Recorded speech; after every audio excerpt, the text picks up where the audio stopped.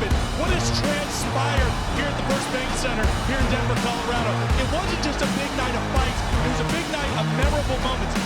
Conor McGregor with us here in Denver, Colorado. Good left hand from Rockhold. Right hand right back from Mike Perry. Now 3-0 in BKFC.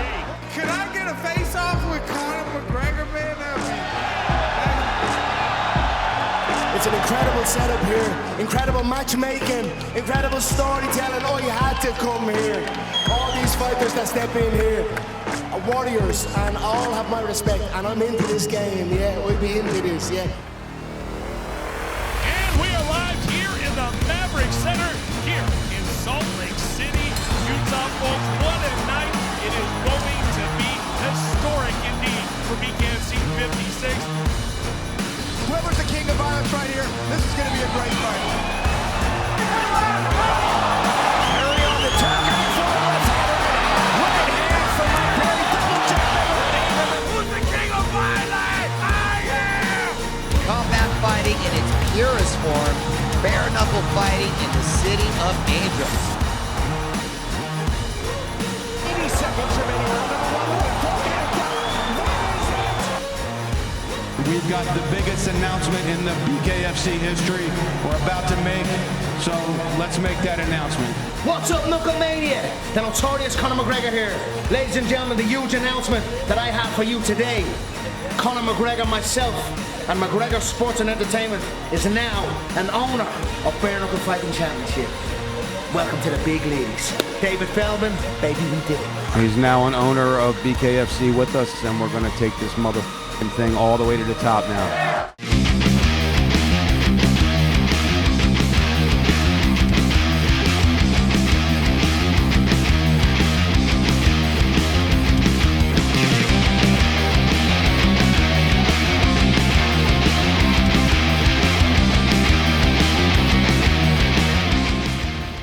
Welcome everybody to an all-new episode of Bare Knuckle Fighting main event here on SportsGrid. I'm Brian Ciano. Thank you so much for everybody taking the time to join us as we take our weekly look at everything going on in the world of the Bare Knuckle Fighting Championships.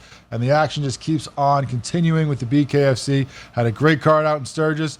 Now we're calling off a great fight over in Coventry, UK, for a UK welterweight title. The first time that belt has ever been given out. We're going to break down that card in a minute. And then this week, right away, right back into action here as the BKFC is going to Kansas City for a fight night. We're going to talk about all that on this show, including talking to some of the people involved. We'll talk first with our man Elvin El Bandito Brito, coming back here to headline this card against Jake Lindsay, as long as he can get through that storm, hopefully. Obviously, coming from Puerto Rico and Jungle Camp. Hopefully he gets out of there before things get pretty bad, and we can get him in to Kansas City so we get this fight going, because it should be an awesome fight. We'll also talk to the co-headliner of that card, and that'll be Zeb Vincent. He's going to be fighting Doug Cold Red Coltrane. We talked to Cold Red last week, talked to Zeb this week, get his opinion on this fight. Those guys are the co-main event of that one, underneath Elvin El Bandito Brito and Jake the Gypsy Lindsay. And then, of course, we'll close things out with our man Chris Lights Out Lytle coming in just before he gets on the plane, heading down there, and we'll talk to him about the fights we saw over in the UK and the fights we're going to see coming up in Kansas City, get his opinion and his breakdown, as we always love to have here on SportsGrid. And thanks so much to Chris for that. And then we will close things out, giving our own breakdown of what we're going to see this weekend, breaking down those top two fights for Kansas City of this fight night card. Make sure you check all that out on the show.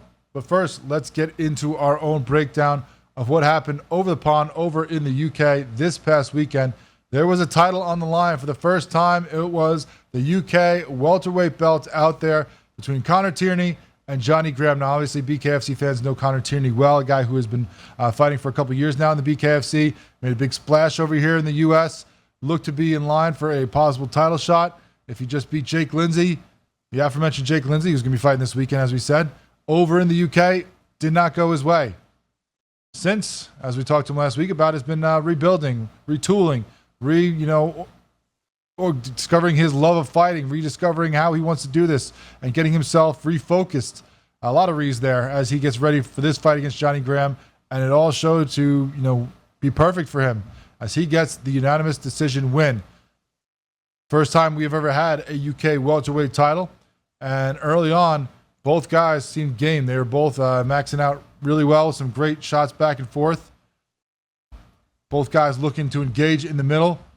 And it was a great fight throughout all 5 rounds. In the second round, you even get a drop from Tierney on Graham very early, about 15 seconds in, catch him with that left. Seemed to have caught Graham off footing there. He goes down, gets back up, eventually continues to fight. Fight goes on, but that makes it a 10-8 round in favor of Tierney. Obviously going to tilt the scales in his favor then. Later on, we get into the 4th round. As things keep going back and forth, guys fighting. I give the first and second round to Tierney. Round 3, a very close round. Obviously, could have gone either way depending on how you were scoring it. Both guys in on the action. It seemed like to me that Tierney might have had a little bit more of the control in the center. Seemed like maybe he had more of the powerful punches. But if you look at the numbers at the end of the round, it was a situation where Graham had more strikes landed according to the numbers that the BKFC broadcast showed. So, you could argue that maybe he took that. I think the judges might have given him that if you look at the scoring. Then round 4, Graham comes back and ties up that 10-8 round that we saw in round 2 with Tierney. Gets his own knockdown about 20 seconds in with a good right that drops Tierney. Tierney's right back up. Didn't affect him, didn't shake him, but it showed that this was a situation where these guys were going to go toe-to-toe through all 5. This was going to be a tough fight. This was going to have to be really earned at the end there for whoever wanted to take this title. And that's what we saw in the 5th round. Both guys are battling for control. It seemed to me like in the 5th round, Tierney had some more flurries there, and that could have been what swayed the judges, especially when you get to the end there with, which we saw a couple times in the fight. Once you heard that clap, clap, clap, 10-second warning, you had Connor Tierney, and in his veteran moves, seemed to turn things up a little bit more, try to get some more flurries in there, try to get some more punches in to maybe sway the judges at the end if they were sitting one way or the other. Put them to his side, give him that 10-9. I think that's what happened in the 5th round. I think he already probably had it with some of the flurries, but you saw him finish strong, and that's always big in the eyes of the judges. So it goes to them. We get their scorecards, and all 3 judge it for Tierney 2 different ways. You get 48-45 on 2 cards, 48-46 on one of them. I thought that it was Tierney's fight. I agree more with the 48-46. Could have been 49-45, depending on how you gave him the 3rd round if you swung it towards Tierney. But I thought it was a great fight overall, and I thought a big thing, which will bring up Chris Lytle later on, was the chin of Tierney, because you had some big shots by Graham, especially in that 2nd round. After he got the knockdown to get to 10-8, Tierney got stumbled himself there with a nice shot that he didn't expect, and that could have turned the tides. If he gets, put down on the mat there, it no longer is a 10-8 in his favor. Now it could be a 9-9 or a 10-9 even for Graham with the late knockdown. Maybe that sways the judges, and that could change his scoring completely. But the chin holds up. He stays on his feet, luckily for him, and that ends up being a big part of the deciding factor, I think, in the scoring. And he is the first UK welterweight champion for the BKFC, and you can see the complete joy on his face. When they read the scores, jumped up, fell to his knees, was just really happy, really excited that he got that title. And, we'll see what is next for him. When we talked to him before the fight, he was saying that this is just the first step. Maybe he defends this one again. We'll see. Or maybe they bring him back to the U.S. and put him against somebody else. I think probably the smarter move is have him defend this in the UK at least one more time. And then if he wins that in convincing fashion, then maybe you bring him to the U.S. to unify the titles in one way or another. But we'll see what is next for Connor Tierney. He looks to be back on the track that we had earlier in his BKFC career. After that, you had a bunch of knockdowns. There were some decisions throughout the rest of the card lower down, but the 3 fights before that, all finishes, all some exciting fights there. Lightweight Juno Chupchase knocked out Blinden there in the 1st round, TKO. Just a complete dominating performance by Chip Chase there. 3 knockdowns. Fight was just stopped 2 seconds before the fight was over. He was stalking from the beginning, Chip Chase there. Drops him with under a minute in. Smells blood. Started on Blinden. Kept going after him. Gets another knockdown, about 30 seconds left in the fight. When Blinden gets back up, once again, right back on him. Sees the finish in his sights. Beats him up there. And as you see, the ref jumps in there and says, that's it. Doesn't even try the countdown, as he knows that the opponent, Blinden, is just overmatched by Chip Chase. It was a dominating performance by him. And like we said, just 2 seconds before the round was over to probably save Blinden and maybe bring him into the 2nd round. Instead, the ref says, you know what, we're just going to end it here and save you from some further punishment there, which was a good decision by him, I think, the way that fight was going. Blinden now 2-3. Chip Chase gets, still undefeated in the BKFC. Great job by him. We'll see what is next for him in that lightweight division over there in the UK. You also had a cruiserweight battle between Connor Cook and Mason Shaw, where Cook gets the 1st round KO. He's now 3-1 the BKFC. Shaw now 1-2, having lost his last 2 fights. Cook was just stalking right away as both guys are trying to feel things out. Probe him with the soft jab. Eventually dropped him with a little right hook just over 90 seconds in. It looked like it kind of landed towards the back of the head maybe. because it wasn't, no overpowering hook. It wasn't one that, just completely dropped him and you're like, oh, that's it. But, it just seemed to graze him enough, maybe right behind that ear to do enough damage that Shaw does not get back up. He kind of turned his head as the punch was coming, and that might have led to it hitting on just the perfect spot there for Cook as he gets the first round KO against Shaw, and another win for him. Good job by him over there in the UK. We'll see what is next in that cruiserweight division for Connor Cook. And speaking of cruiserweights, you had Lee Brown versus Rob Boardman. Boardman get the 4th round KO versus Brown. Interesting. Boardman was coming forward the whole way. He kept going on, kept trying to land some shots. He was the more powerful puncher.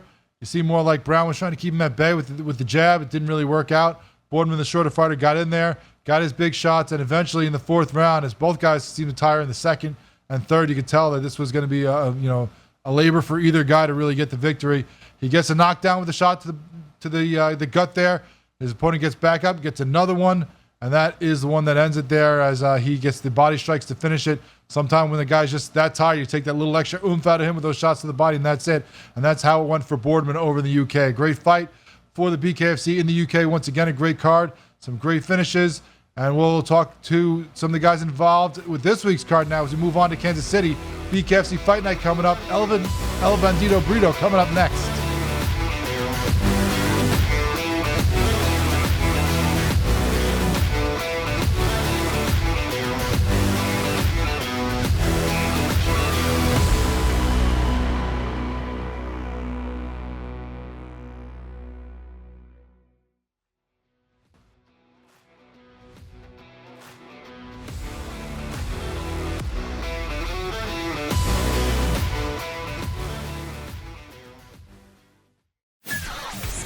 Russell Wilson listed as quarterback 1 on, of course, every team's got to put out these dopey unofficial depth charts before their preseason games.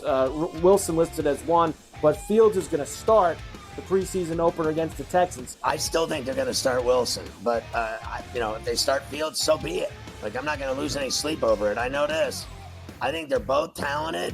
Pharrell Coast to Coast, only on SportsGrid. What is the ceiling for this kid? Now that he's got the money, and we saw something click with him, what is the ceiling for a Jordan Love in this Green Bay team? Deepest pass target group in the National Football League, 2 stud tight ends. They're a legit 5 deep at receiver, 7 bona fide pass targets. Come on, man. This guy could be a stud. Top 5 quarterback. Game time decisions, only on SportsGrid. Say the under has the correct juice to the 6.5 win total for the New York Giants. It's a losing season. It's a bad season in the greater New York area. Is Brian Daboll and is Joe Shane back next year? As a Giants fan, what are you looking forward to? Absolutely nothing. You're hoping like the Yankees make a long enough run so you can forget about the Giants. The early line, only on SportsGrid. Let's go. Welcome to the Live Golf Team Championship. The golf has been mesmerizing. They are the Live Golf Team Champions. Team golf is back. Oh, yes! Are you ready? Let's go!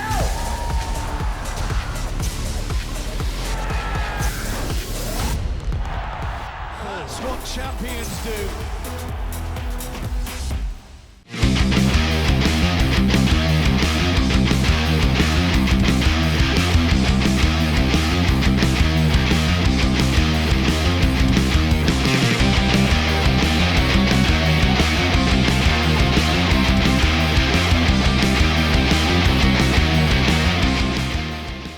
Welcome back into Bare Knuckle Fighting main event here on SportsGrid. We got another card, as we've talked about the last couple weeks, just back-to-back events.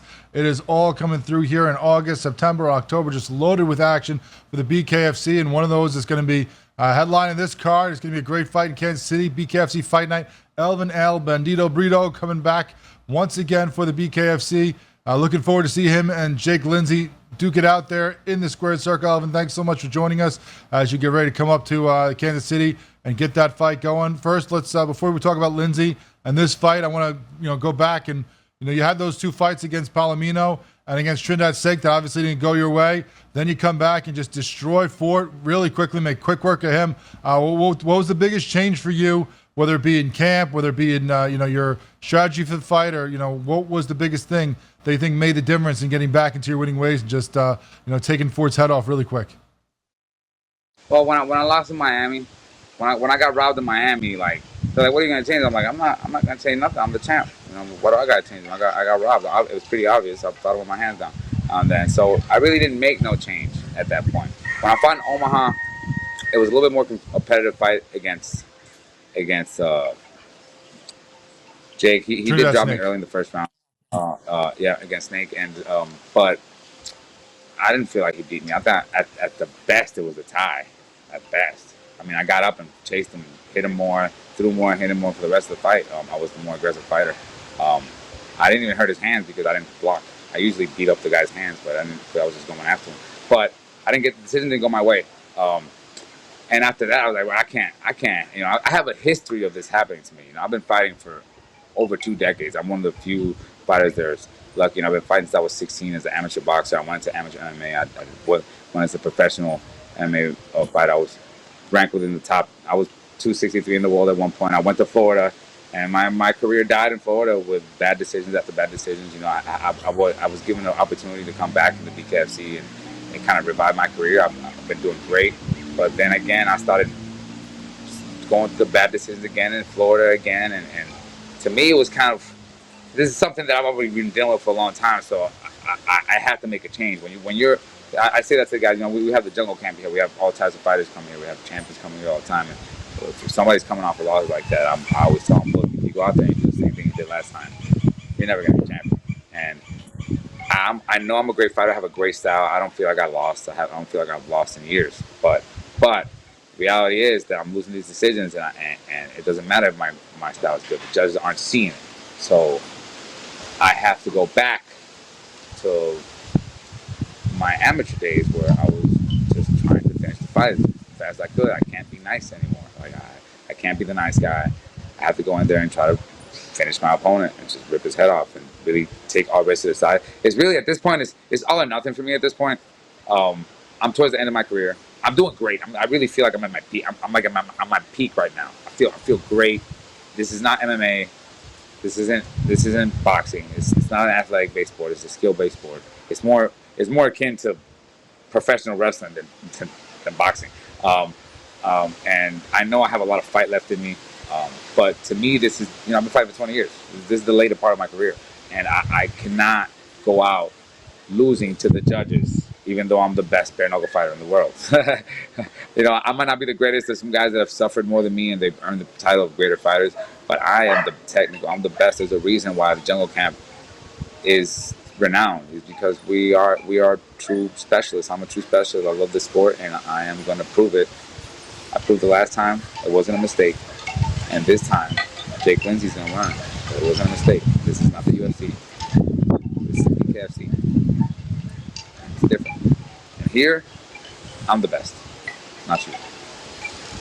Well, you certainly showed that in your last fight against Ford. Like we said, came in there right away, just made quick work of him, taking heads, not being nice, as you said, not leaving it in the hands of the judges, because, the judges always screw it up one way or another, no matter who it is, no matter who gets the decision. I think everybody pretty much feels that the judges screwed up most times. So you're taking things into your own hands once again. What have the conversations been like between you and Dave and Nate Shook, throughout that time with those bad calls against you, and then now that this win, where has the narrative changed of what you, what your conversations with them are like about fighting for the title or about where you stand in the BKFC? Well, I'm even after those losses, I was still ranked. It's undeniable that I'm one of the best bare knuckle fighters in the world. I have 10 fights, and the proof is in the pudding. All you gotta do is watch my fights. And so they say they know. There was just something that was missing. They didn't like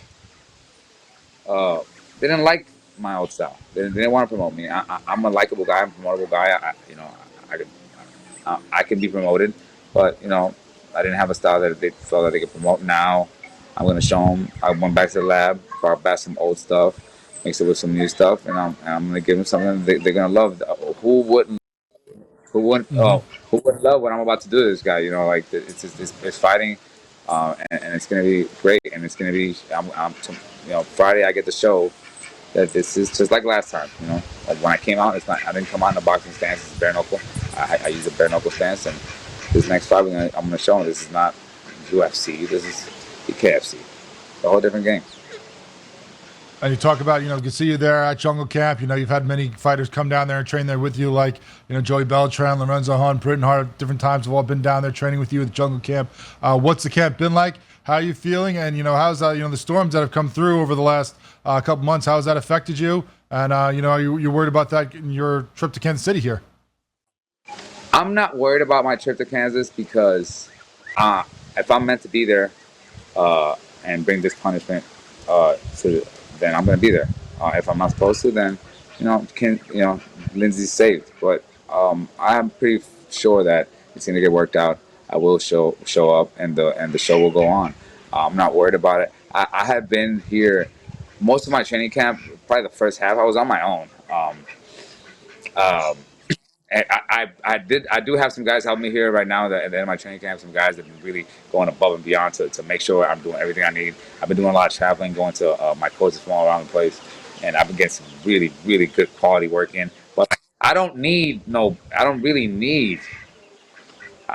And for this fight, I don't need nobody. And really, you gotta understand that, like, I don't go training with people. They come train with me. There's a reason for that. And I'm perfectly fine. They have. We've seen that before, and obviously, they're doing it again. We're going to take a quick break. When we come back, we're going to keep talking with Elvin Brito as he gets ready to the headline BKFC Fight Night in Kansas City this week.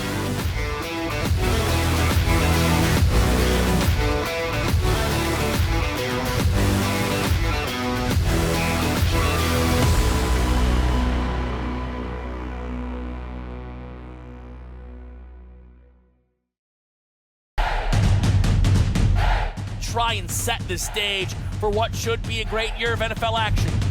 There's a handful of teams that potentially can compete for a Super Bowl championship. Confusion and uncertainty this year more than some in the past. This team looks like it's ready to make a move, but we just don't know if it's bad or good this year. J.J. McCarthy is eventually going to take over, but it's a no-lose situation for them.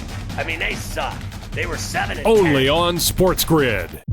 I'm talking about playing Keontae George, Taylor Hendricks, Isaiah Collier, the rookie, Cody Williams, the rookie, Bryce Sansamore, second year, maybe keeping Walker Kessler. That means either Danny Ainge thinks that they're going to be a championship team in 3 to 4 years, or he's going to wait 1 year and he's going to trade Lauri Markkanen and he's going to get the farm. Betting above the rim. Only on SportsGrid. Say the under has the correct juice to the 6.5 win total for the New York Giants. It's a losing season. It's a bad season in the greater New York area. Is Brian Daboll and is Joe Shane back next year? As a Giants fan, what are you looking forward to? Absolutely nothing. You're hoping like the Yankees make a long enough run so you can forget about the Giants. The early line. Only on SportsGrid. The bottom of this field is a bunch of guys, quite frankly, that aren't on the tour, aren't on the DP tour, aren't on the Korn Ferry tour. The top 25 or so in this field, I mean, you've got Rory, you've got Lowry, you've got Scheffler, all 4 Americans, Minwoo Lee and Jason Day, and you go to Mito Pereira and Joaquin Neiman out of Chile. So, it really is pretty deep. In-game live, prime time, only on SportsGrid.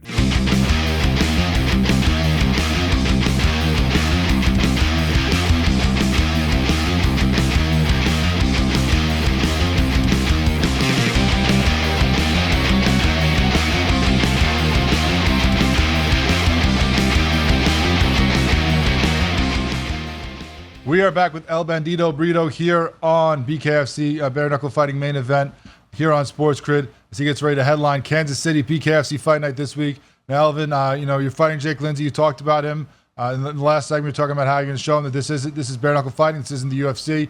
But you have in the past interviews I saw on the BKFC site when this was first announced. I mean, you do have respect for him. You talk about how tough he is, how he has a lot of heart. But obviously, you think this is going to be your night, and you're going to show him, what this is all really about, and that he hasn't truly been tested yet in the BKFC.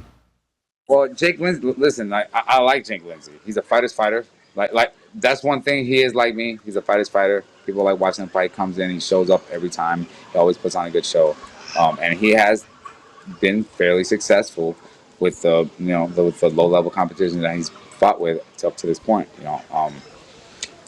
But he's not me. He hasn't fought anybody like me. He has no major wins, no major accomplishments. He hasn't invested himself in the sport like I have. He doesn't do anything for the sport like I do, and he's really just another guy on the roster. He's lucky that he's coming out as a UFC dropout, and he gets a comfortable place in BKFC with a good check that he shouldn't be complaining about. But it's not me. I have won in this sport significant wins. I have a significant accomplishment. I have invested myself in this sport. I am a specialist. I have 10 fights. I have twice as many fights and twice as good competition. I've fought the best guys in the world. Had some of the best guys in the world. It's very pretentious of him to believe that coming off a loss, fighting for my belt against a guy who's not as good as me but was the best guy he's ever fought. Now he's going to fight the best guy he's ever fought, but it's going to be different this time by some freaking miracle. I am going to punish Jake Lindsay for being the most pretentious bare knuckle fighter I've ever fought. I'm going to punish him. This was a mistake, Jake. You should have kept my name out of your mouth. Well, we're looking forward to this fight. It should be an awesome bout between you guys to headline this card. It's going to be great to watch. Can't wait to see your return. You've talked about also that he's number 2, you're number 4 right now in the rankings. You talked about how you stay in the rankings even after those losses. If you get if you get this victory that you're expecting this week, do you think that there's no way they can't put you against Austin Trout after he defends his title in October over there in Spain? Oh, Trout's got to defend his title. This is probably going to be the hardest fight he's fought at this point. Palomino's too small for 165. He's not a true 65er. His first fight was a gimme. So he's a champion because it's him. But he's not a tested fighter. He is a world champion and a world class boxer. That's why when Palomino went in there and boxed with him, he got his ass kicked because you can't box a boxer in a bare knuckle fight. But this isn't boxing, and I would love the opportunity to go in there and show Trout that it's not. But I'm gonna let this guy fight with him. I'm not worried about it. The belt eventually, whether it's Trout or it's this other guy, Franco. I like Franco too. It doesn't matter. I'm fighting this next fight, and then I'm fighting my next fight. I'm not done fighting, so you're gonna have to give me a body, and eventually the belt's gonna come back to its rightful owner. The belt's been jumping around hand to hand for a reason. It's cursed. It's a disgrace what they did in Miami over there. It's sickening. But don't worry, I'm gonna be showing up. I got the tour going right now. My next stop is in Kansas, but I'm coming to see one of you guys very soon. Those numbers mean nothing to me. Yeah, obviously, with you up there, Lindsay up there, that would seem that whoever wins this fight should get, into that mix. If not, and obviously Trinidad Snake up there on the top, a guy who you would, I'm sure, love to get your hands on again as well if it's not the title fight. But are you going to fly? Are you going to go over to Spain? You're going to be there to stare down whoever does win that between Rico and Austin Trout? Or I would love that. Hey, you got to talk to Dave. Maybe they'll fly me in there after I whoop this dude. I want to go see. I want to go see Christine fight because I'm a huge fan of Christine. She started the same on BKFC 3 as me. I really want to go see Christine fight after my fight. But yeah, I'll go to Spain. You find me out there, I'll be there. I'll put in some work for you. I know Spanish. That should be a great fight too out there in Salt Lake between her and Masan Wong. Long time coming to see Christine fighting again after unfortunately things got canceled up there in Mohegan Sun. Tell me what is this roster that you? I'm sorry, what were you saying? Christine's one of the greats, and Jade is awesome, so it's going to be a good fight. It should be an awesome fight. 2 of the toughest women around, 2 of the toughest fighters. Forget women in the BKFC, 2 of the toughest fighters when they've done what they have done so far. But you are proving yourself once again, time and time again, one of the toughest guys as well in the BKFC. We look forward to seeing you fight again in Kansas City this weekend. Fight number 11, baby. It's a celebration. El Bandito Brito, Elvin, thanks so much. Have a safe flight to the mainland here, and hopefully we'll get you there to Kansas City so we can see this fight happen this weekend. I'll see you there. It's not stopping. Ain't no storm gonna stop me. I'll see you there.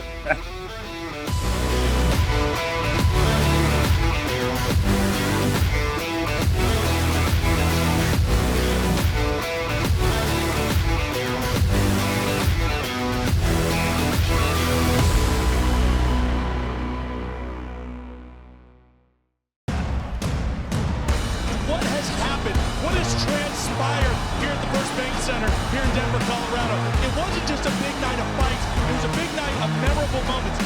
Conor McGregor with us here in Denver, Colorado. Good left hand from Rockhold. Right hand right back from Mike Perry. Now 3-0 in BKFC. Could I get a face-off with Conor McGregor, man? It's an incredible setup here, incredible matchmaking, incredible storytelling. Oh, you had to come here. All these fighters that step in here are warriors, and all have my respect. And I'm into this game, yeah. I'll be into this, yeah. And we are live here in the Maverick Center, here in Salt Lake City, Utah, folks. What a night! It is going to be historic indeed for BKFC 56. Whoever's the king of violence right here, this is going to be a great fight. Perry on the turn, coming forward, right hand from Mike Perry, double jab. Who's the king of violence? I am! Combat fighting in its purest form, bare knuckle fighting in the city of angels. 80 seconds remaining on number one. We've got the biggest announcement in the BKFC history we're about to make, so let's make that announcement. What's up, Knuckle Mania? The notorious Conor McGregor here. Ladies and gentlemen, the huge announcement that I have for you today. Conor McGregor, myself, and McGregor Sports and Entertainment is now an owner of Bare Knuckle Fighting Championship. Welcome to the big leagues. David Feldman, baby, we did it. He's now an owner of BKFC with us, and we're going to take this thing all the way to the top now.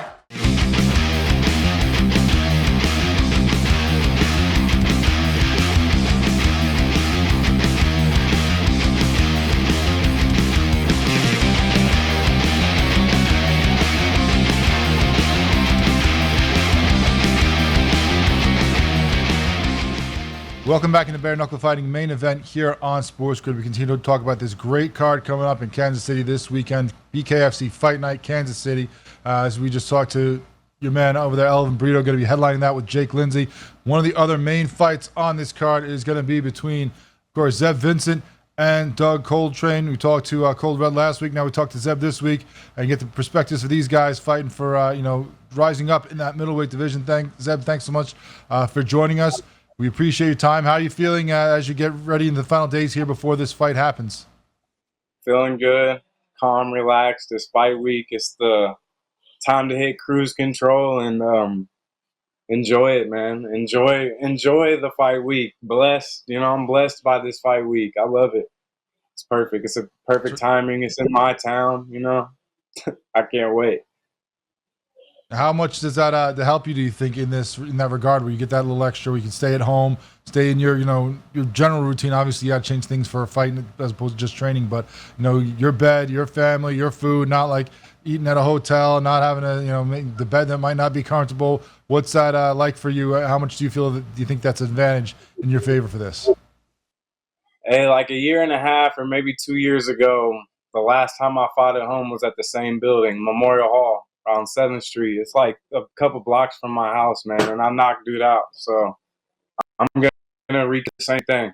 I'm going to knock him out just like I knocked the last guy out there.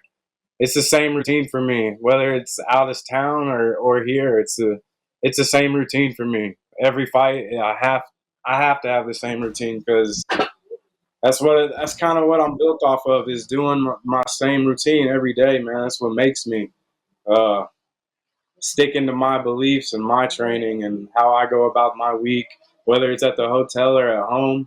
It's kind of the same, man, for real. But it being here just gives that extra fire. Of course, pours a little gasoline on it, just a little bit. This is my city, man. I can't wait the last time I fought in my city, like I said, I dropped them like a sack of potatoes. It's the same thing, man. Well, we're looking forward to seeing what you can do there in front of the hometown crowd. I'm sure they'll all be cheering for you. I'm sure you have plenty of family and friends there to support you. We'll get into the fight in just a minute, but before we do, I want to look back. I saw a great post you put up a couple weeks ago about how you got your start in fighting, and basically it was your mom bringing a local gym saying, "This guy's a pain in my ass. Someone needs to kick his ass for me." go to work, and that's how you got started. A lot of people, have a similar backstory. I feel like maybe not necessarily mom and dad just dragging them to the gym and hoping that someone beats them up, but just that you get in trouble, you start in fights outside and doing other things, and then you kind of harness that energy like you are doing now for your career. Hey, you guys putting that post up right there means a lot to me, man. That's huge. That's huge because Steve Crawford, the guy who started it all, American Jiu-Jitsu, he took me in at a real young age, man. Like that story says, my mom took me in there and said, he's trouble. He needs his butt whooped. And that's what they did. They whooped me. And it made me the man I am today. It really helped me, for real. It helped turn my life around. So thank you guys for putting up that post. That means a lot to me. Big shout out to Steve Crawford and American Jiu-Jitsu, because without him and my mom, I wouldn't even be doing this stuff, man. So that means a lot to me. Thank you, guys. Well, it shows how much, it doesn't just mean to you, but it shows how much, impact it has on your life too, and how it has had, because I also saw you talking a couple days ago about how, important it is for you to teach, how you want to pay that forward, that stuff that helped you and turn yourself around, that you want to teach that to the next generation. How much, do you get out of that, out of, taking what was given to you and giving it to, the next generation, the youth, and teaching them and helping them and keeping them out of the trouble that you were getting in? It's really huge for me. What you spoke on right there, giving back and teaching these young guys at my gym right now, and these young girls and kids and that want to get into fighting, females coming up that want to get into fighting, young men learning to fight, and kind of teaching them that fighting isn't for in the streets. It's not for school. It's for being self-defense and discipline. It's really learning to be disciplined and teaching you a way of life. And it's me being able to pass that on to my teammates, family, and younger peers is, right there, man. That's huge for me. Rudy Bear's Brazilian Jiu-Jitsu in Westport, man, Kansas City, Missouri. I teach here a lot, and I'm part of the striking team. I help teach striking here, so it's huge to give back, man. Sometimes that means more to me than winning fights, because giving back is I want to see the next generation win like I'm winning, So I want to see my team win like I'm winning. I'm all about putting on the people that help me. I'm really big about that, so that's huge too, man. And now, of course, you're going to put those teachings to use here in this fight. You talked about finally getting to fight at home. It's been a while. The first 3 fights in the BKFC, all in Denver for whatever reason. Now, usually when you see a guy or a female fighter that has, most of their fights in the same city, it's because the BKFC keeps going there and they want to put them on there to bring that hometown crowd. It's rare that you see someone keep going to the same city when they're not from there. So now for you, you're fighting at home. What's that been like? You talked about, obviously, you're excited about it. You're excited to fight in the same building that you've won at before. You're excited to have people there supporting you. But is there any extra pressure on there? Is there any extra distraction because of all the people hitting you up for tickets and things like that? Or is it, just all love, no worries, and you just could do your thing? Hey, Brian, I'm made for the lights. I'm made for the lights, Brian. I'm made for the show. I'm made for the crowd. I'm made for the spectators. I don't want to say it, but, man, I'm trying to be the Connor of the BKFC, man. I'm trying to be the reason people come and buy tickets. I'm that guy. I'm the guy. You want to come sit and watch the show, or you want to buy the pay-per-view, it's because you want to watch Zeb, CWB, Vincent. That's what I'm doing, man. That's what I'm here to do. I'm here to bring people, bring spectators, more and more and more, because this ain't all about just fighting, man. This is about being an entertainer. I love that crowd. I love that show. I love the fact that I'm going to have more family at this event than I've had at any one. You know how much that means to me, man? That's more focus. That's more drive. That's more training. That's more work. I'm not getting caught lacking in my own city, man. I'm not. This dude f***ed up by fighting me. Well, obviously, it's going to be a big fight for you. A guy in Cold Red Cold Train just fought for the title. He's got some power. He's got a lot of knockouts as well. So now you come in there, obviously, no fear. You know what you think you could do in there. What have you seen from his fights? And what are you expecting as you step in there across from him in the square circle this week? He likes to be long.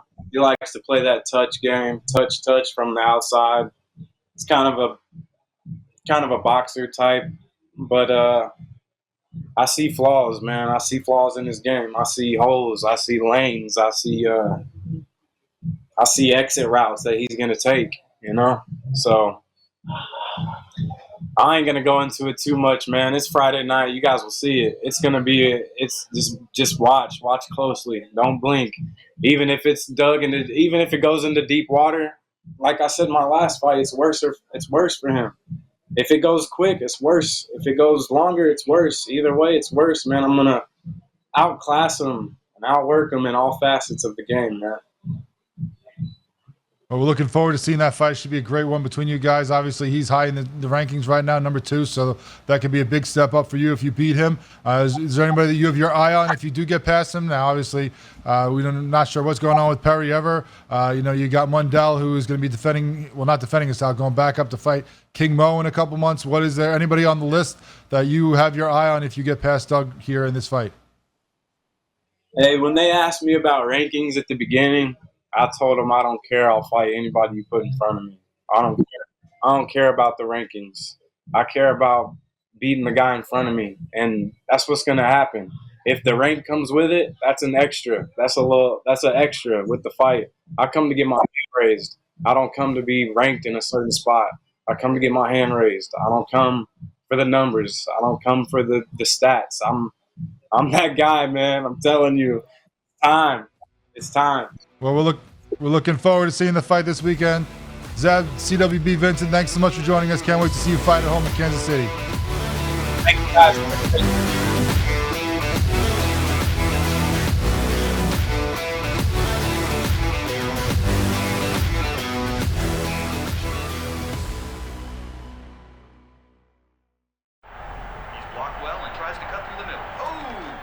Your gut says Miami is going to win, and you should take the over. Your gut also said your NFT selfies would only go up in value. They didn't. But your head is on SportsGrid and knows the QB is in concussion protocol. The backup has a 45 QBR against the zone coverage. The New York D has the most sacks in the league. So yeah, trust your head. It's smarter to be on SportsGrid. There is going to be an energy to game time decisions that you will feel night in and night out. We're going to go through every single thing, and I've got a great team behind me that's going to help me get the job done. I want this to be the place that people come to. We are going to hit every single one of those markets that you need to know about. There is not going to be a better place, I promise you, than Game Time Decisions. We will have everything at our disposal, and we will use that to our advantage. I'm Kevin Walsh. Tune into Game Time Decisions from 6 to 8 p.m. Eastern on SportsGrid.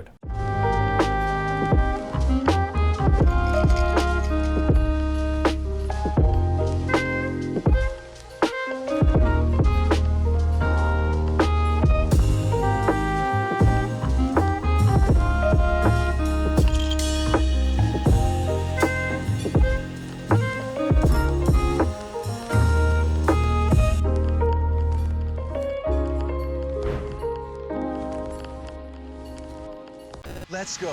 Welcome to the Live Golf Team Championship. The golf has been mesmerizing. They are the Live Golf Team Champions. Team golf is back. Oh, yes! Are you ready? Let's go!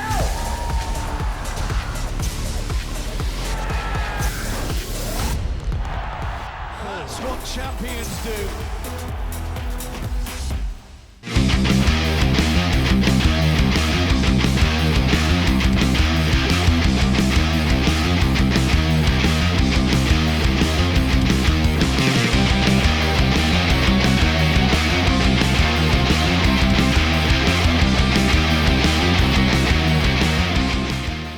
Welcome back into Bare Knuckle Fighting main event here on SportsGrid. And we got to get our man Chris Lights Out Lytle in here because we had back-to-back cards, plenty of action. We got to do a quick recap before we get him on a plane over to Kansas City and find out what he thought of this past weekend and what he's thinking of coming up here in this BKFC Fight Night down in Kansas City. Chris, thanks so much for joining us. Let's get right to it. You called the action over there in the UK, over Coventry. A great battle between Johnny Graham and Connor Tierney. Connor Tierney gets the unanimous decision, gets the belt. What did you think of that fight? Early on, You had Graham kind of baiting him with the arms down, which definitely wasn't working as Tierney was starting to pick him apart. They both got knockdowns, but it definitely seemed like the speed of Tierney, was a little bit extra. And as we talked about before with some of these fighters and some of these fights, especially in the closing seconds of every round, it seemed like, once he heard that clap, he just turned on a little more to try to steal what he could. If he didn't have the round, then he definitely tried to steal it with those claps, and that might have been the difference in the end. That's that being a little bit more of a veteran. Johnny Graham had only had a couple of fights, but Graham really impressed me. I mean, I thought this was going to be a tough fight because he's looked so good in his few fights he has had with us. But, him getting a knockdown over Tierney, that was really big. And he got inside, did some really good body work. That was one of the keys for me. He had to go in there and work the body. He did that very well. Tierney just did a couple things a little bit smarter. Like we talked about, end of the round, he would steal him. I remember, I think the third round, I think the judges all gave it to him, and he only landed like 5 or 6 punches that round. So that's just being smart, understanding when to turn it on. And I felt like I don't think the judges had as close as I did, but I thought going in the last round, whoever won the last 30 seconds of that round could have won the fight. Tierney did, and I thought that, he would have won no matter what. But I thought it was a little closer than the judges, but that was a fantastic fight. Yeah, and I think a big thing also was his chin, because we saw when he got that 10-8 round the second, he got caught himself a little later in the round, stumbled, but didn't fall. Yep. So I kept it to 10-8. That helped him out with the scoring for sure. What did you think of, obviously, the celebration afterwards? You can see the pure joy. Everyone gets excited when they win the title, obviously, but the jumping, down to his knees, it was very emotional for him to get that inaugural welterweight title over in the UK. Man, I think it just shows how hard these fighters are working, how much they want it, how big of a deal this is. And this is like, hey, I won a title. It's like, man, I've been working my whole life. I've been doing everything for the past 5 years or whatever, just however long it's been to try and make this moment happen. It's a huge deal. So I was glad to see him win that. Hopefully he can start getting a little bit more, I would say, respect as far as rankings and everything. Get him up, man. This guy's very talented, and he's hard to deal with. Yeah, that is a stacked division too. So even with a win like that, it could be hard to move in the rankings, given he's already number 4. You got Elvin Brito, who we're going to see this weekend, Rico Franco, who's fighting for the title. There's a lot of guys. Jake Lindsay's fighting this weekend. A lot of names out there that are done great things in that division. So we'll see, obviously, what they could all do to distinguish themselves and get themselves closer to that title shot if they aren't, like Rico Franco, getting that right now. But also on that card, you had some great knockouts throughout it. In the top, you had Jono Chip Chase with a great first-round knockout, just dominating performance with 3 knockdowns in that. You had Cook get the first-round KO of Shaw at the top of that card, and then Boardman getting the 4th-round KO Brown, where both guys by the second round looked like they were just ready to call it a night, and finally he gets the body shots that end his opponent there. What did you think of those 3 knockouts we had at the top of the card? Man, you always like it when towards the end of the card the fights really deliver, and those did. That was fantastic. Chip Chase, I knew before that fight, I thought, man, this guy, he's been so good for us. I think he's going to be a problem for a lot of people. And he just looked phenomenal. Got down with the fight. He was one of the few guys who looked like he didn't get touched. Didn't look like he didn't. Whatever. I can fight again tomorrow. He looked very good. I was very happy about that. And Boardman, that guy's going to be a lot of fun. I can see him as a heavyweight. He's undefeated in boxing, and everything he's ever done, he's undefeated in so far. Hasn't tasted a defeat yet. So I like to see how long that lasts. This is BKFC, though, baby. Nobody lasts forever. So I look forward to seeing him progress and fighting tougher guy and Cook. Yeah, he looked really good. So I just want to see him fight again. And speaking of looking forward to getting to see guys fight again, we have that this weekend at this fight night in Kansas City. You have Elvin Brito, who had back-to-back losses. That loss against Trinidad Snake, people were starting to question, if he was the same fighter. Then comes back and just destroys Fort, just runs right through him. Now he goes against Jake Lindsay. Of course, speaking of Conor Tierney, he went and beat him in the UK, then came back, got the title shot in that division, and lost to Slavetsky. Now he's trying to, this is the first time we've seen him in a long time here, coming back against this guy who's just looking for heads. What are you expecting out in Kansas City this weekend? Well, I really liked what Elvin was telling me the whole time in our fighter meeting last time. He was just saying, I'm not trying to get a decision anymore. They're going to take it from me. And I've been telling every fighter when we do the pre-fight, meetings at the venue, I'm like, do not let these judges, I don't know what they're looking at. Who knows what they're looking at? They probably never been in a real fight, and you're letting 3 guys who've never been in a fight dictate what happens with your career. Don't do that. Try to knock people out. Don't go the distance. And some people listen, some don't, and they regret it. And I think that message is starting to get out there. Elvin understands that message, so he's coming to finish this fight. But Jake Lindsey, man, I mean, he just against Conor Tierney, he got knocked down, he was hurt bad, he got up and he knocked him out. So this is a really, really high level fight. I'm really excited to see who wins this. Whoever does is going to be right there in line for a title. Yeah, and that stacked division, we'll see. Either one will have to wait because obviously Austin Trout's going to be defending that against Rico Franco over in Spain in a couple of months. But also on this card in the middleweight division, you have Doug Coltrane, again, another guy coming off a loss in the title when he lost to Mundell, had a great run up before that, and then got taken out by the champ. Now fighting Zeb Vincent, a guy who's looking to use him as a step stool into those rankings and into that title picture in his hometown of Kansas City. Yeah, Zeb was the guy who came in the first time. He lost a lot of weight since then. He looks like a different fighter. And last two fights I've seen him in, he just looks like a man possessed. He doesn't look like he gets tired. He's ready to go. He's taking some hard shots, and it doesn't seem to bother him. So he's really confident right now. That's the main thing you can have in the fight business. If you're confident, you believe in yourself, sky's the limit. And Zeb, he's riding that wave right now. So this is going to be a very telling fight. Whoever wins this fight can get right back into that title hunt picture. Whoever loses is going to go back to the drawing board and be like, what do I have to do different? So I think both these guys have kind of on a different path right now. Coltrane was right there. He's like, okay, now I have to figure out how to get back to where, what did I do wrong and how do I get back? But he went against Mundell. He's been one of our best fighters so far. So this is going to be a very interesting fight. It should be a great fight. Should be a great night of fights. Those two fights headlining. And, of course, we had Elvin on earlier in the show talking about how he's not going to decisions, fighting like he used to. We had Zev right before you. So we are ready for this card now. Thanks to those guys and you, Chris Lights Out Lytle. Have a safe trip, and we'll talk to you again soon. Thanks.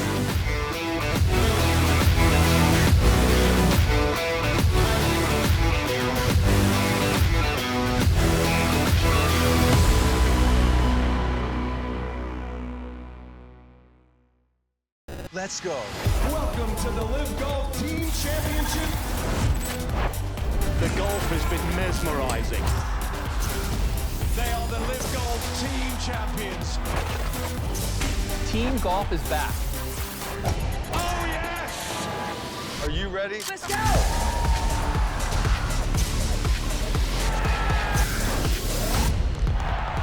That's what champions do.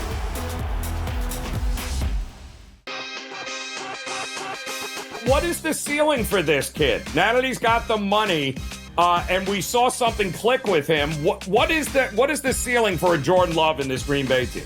Deepest pass target group in the National Football League. 2 stud tight ends. They're legit 5 deep at receivers. 7 bona fide pass targets deals. Come on, man. This guy could be a stud. Top 5 quarterback. Game time decisions. Only on SportsGrid. It just goes to show you how special this guy is, and I can't figure out why he doesn't cut through like the Tiger Woods of the world in that kind of dominant fashion in years past. He stepped up to the tee box on the 14th hole, and he was 60-1 to win that golf tournament. You know, he was trailing by 6 shots, and he comes out on top. Newswire. Only on SportsGrid. However many units are on the line, however many people, however many cocktails, like it's a perfect scorecard. And someone questioned him on one hole. He's like, well, one thing I never get wrong is the scorecard. And then we're on like 13 and he's added up and he's like, this is wrong. I looked back from number 13 and I'm like, I'm missing $140 somewhere. I don't know where I'm missing it. And I'm looking back and I'm like, no, yeah, it doesn't match up on 11. And I got to track it back to like number 7. Only on SportsGrid.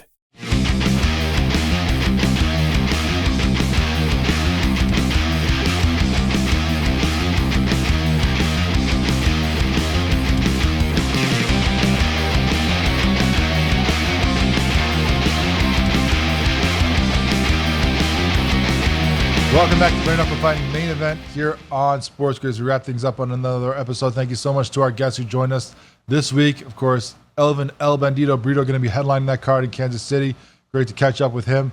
Then Zeb Vincent, who we've had on before, going to be the co-main event of that. against Doug Cold Red Coltrane. A big fight for Zeb as he looks to climb into those rankings and get himself in the title picture. And always good to catch up with the man, Chris Lights Out Loud, one of the busiest men in combat sports, flying all over the place, covering all the BKFC, especially when we get, shows that going like this where we have weeks after weeks after weeks of action. Great to catch up with him. We appreciate his time as he gets ready to go to Kansas City and call that card as we get to see that this weekend. Friday, August 16th, 9 o'clock Eastern. Make sure you're checking it out on the BKFC app or on the site. It will be BKFC Fight Night in Kansas City. Let's give our preview of these top 2 fights as we talked about with those guys, as this is going to be a great battle. Always great fight fans over in Kansas City. You got some local guys headlining this. Plenty of great fighters throughout. A lot of debut fighters. So there's going to be some people that you haven't seen in a while or ever yet. Some fighters who, maybe under 500 that need this fight to rebound and get back into things. It's been a while since the BKFC's been to Kansas City. So we're seeing some of these guys and girls coming back once again, trying to get back on the winning track for the BKFC or making their debut. It's going to be awesome. But fighters we know well in the BKFC, headlining this one, Jake the Gypsy Lindsay versus Elvin El Bandito Brito, number 2 and number 4 in the welterweight division rankings. This is a big fight for both these guys. Whoever wins this has a good claim to try to get into that title picture and maybe get the next shot against the champ. Austin Trout, of course, is going to be fighting over in October in Spain against Rico Franco. But if he gets through that, or if Rico gets the title, whichever way it goes, both these guys are going to be trying to put their name in the contention there for the title. Brito has been, he's lost back-to-back fights before he got his last win there against Shafar Ford. It was lost to Palomino, where he lost that title, of course, the former welterweight champ himself. Then lost to Trinidad Snake, trying to get back into that title picture. Now he is coming in here against Jake Lindsay after winning against Shafar Ford. He just steamrolled Ford there. Was less than a minute, and now and caught him with a big one, just pummeled him afterwards. As we heard him say, he's looking for heads. He's trying to get finishes. He's no longer looking just to fight the long game. He's looking for quick fights. He doesn't want to leave it in the hands of judges anymore. He doesn't trust them anymore, so he is looking for action. We'll see how that goes against a guy like Jake Lindsay. He was 4-0 in the BKFC after fighting, in the UFC for a while. Lost to Gogo Slaveski in a title fight last August. Haven't seen him since. I've even heard our man Dave Feldman, the president and founder of the BKFC, talk to Brian Sosha about Lindsay in this fight, saying that there's been some not seeing eye to eye with Jake Lindsay at times lately with the BKFC about what he thinks he deserves, whether it be promotion wise or pay wise. So this is a big fight for him. If he wants what he wants, beating a guy like El Bandito Brito is going to be putting a big notch in his belt and give him more leverage there with that one. So this one is big for him. A guy who likes to fight probably more of the long game than Brito's looking for. It's going to be interesting to see which style is going to be the one that does it. Will it be the reach of Lindsay being able to keep Brito at bay and outpoint him and do what he needs to do, or will it be Brito coming in there and trying to take him out with his aggressive style that he has gone back to from his early days in his fighting career? The odds are favoring Lindsay heavily. If you look on BKFC, minus 303, plus 214 for Brito. I mean, that is a big gap, a very surprising one. I know that, you had an undefeated record for Lindsay before that Slaveski fight, but this is a guy who was a champ. And Brito, this is a guy who's looking pretty good again, who's pretty violent. I might have to take Brito just on the fact of getting those odds, over 2-1. I'll take a chance with the former champ there. I respect Lindsay. I think he's a great fighter, and he obviously can win this fight. But when you have an aggressive, motivated guy like Brito coming in there looking for heads, and you're going to give me that kind of odds, I'm going to take a shot with him. Then you have middleweight bout with Zeb CWB Vincent versus Doug Cold Red Coltrane. We talked to both these guys over the last couple of weeks. Of course, just talking to Zeb earlier in the show. He's going to be the hometown fighter here in Kansas City. A guy who's fought 3 times in Denver for the BKFC. Now gets to fight at home. 2-1 in the BKFC. Had the early loss to Vandermeer, cutting weight, a lot bigger than. Now he's even smaller here in middleweight.